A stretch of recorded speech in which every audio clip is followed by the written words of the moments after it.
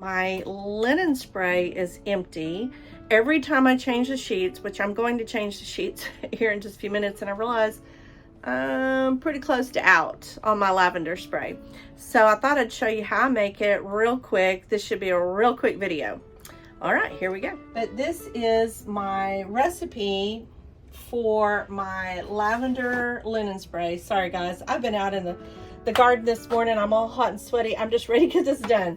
But there are a few tools that I use to make this. It couldn't be easier. It's I have 50 grams of water to 50 drops of essential oil. But I also have it, because I make this so much, I have it for this size bottle, and you can find these on Amazon.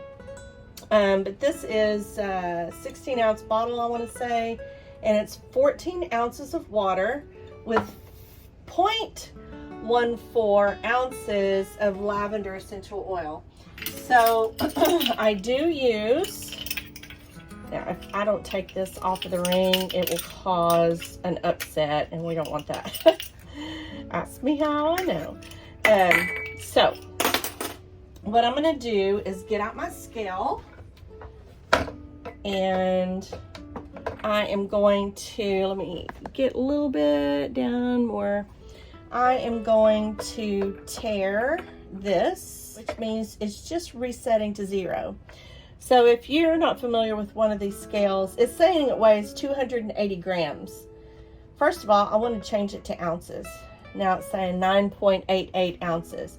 But if I push tare, T-A-R-E, it resets the whole thing to 0. So it's going to weigh everything, but not include this and not include that.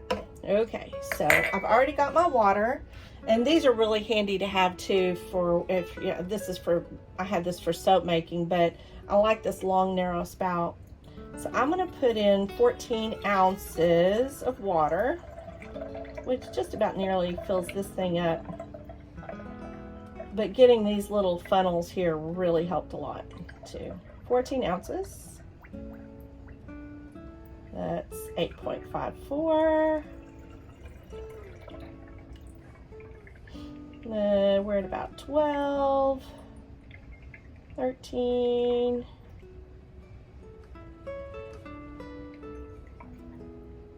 1390. And this is where I start going real slow. I'm at 14.18 ounces. So it's not like a soap recipe, so I'm not all that concerned. It's just approximately 14 ounces. The main thing is I want to make sure that it's not going to overflow. Okay. Now, I'm going to put in 0.14 ounces of essential oil. So I'm going to re-tare this. And now it's set back to 0. So no water is measured. The cup's not, oh, you know what? I need it.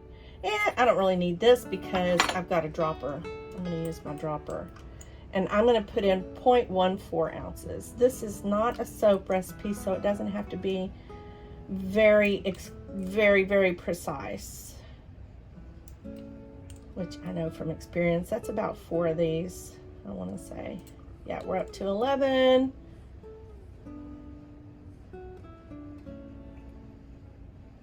Yeah, we're at 0.14. I went over a little bit, so I'm going to put those extra drops in there. And that is how I make my linen spray. When I was a little girl, a long time ago, every single bottle you bought, I don't care what it was, bug spray, olive, salad dressing, whatever, it always said shake well. So with this, you want to mix the water with the essential oil. Now, if you have a still, like, you know, with you put the plant material, you turn on the water, you sit there, babysit it, and this little tiny bit of, let me see, where did it go? This little tiny bit of oil comes out of a whole bunch of plant material. But what's left over is called the hydrosol, which basically means it's not quite just water, and it's not quite essential oil, which is all floating on the top. But that hydrosol is basically what we just made. We made hydrosol. It's not exactly hydrosol, but it's water mixed with a little bit of essential oil. And that's what I use for my linen spray. I just love it. I spray this every single time I change the sheets. I spray it on the pillows before I put the pillowcase on, and it does several things. Lavender oil, I always say, I love the way it smells. Some people might not like the way it smells, but make sure that you're smelling actual lavender, because a lot of times what you experience in the stores is not really lavender. It doesn't come from the plant material. It's not a phytochemical. Meaning that it comes from a plant. It's made up and concocted in a lab somewhere to make it smell like it's lavender. And it doesn't. Nothing can match the natural smell of lavender. But I always say I could wear it as perfume because I love the way it smells, only I would be so sleepy I wouldn't get anything done.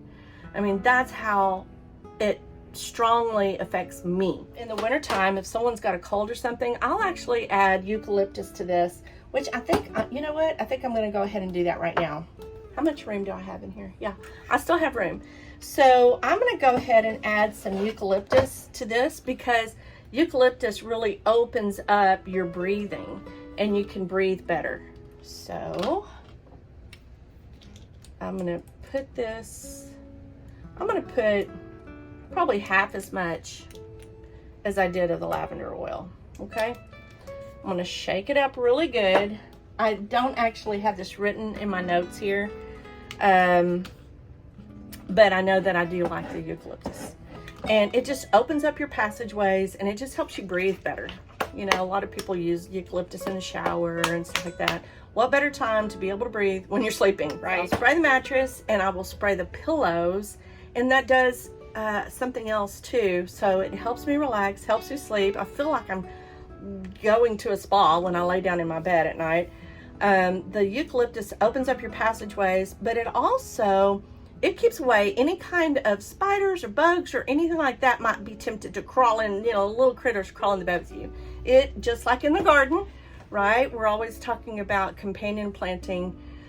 If you mix all your plants up with your flowers and your herbs and everything, it actually repels pests. That is my recipe. I'm gonna go put my sheets on the bed, but first I'm gonna spray the mattress, around the mattress, and the pillows before I put my sheets on.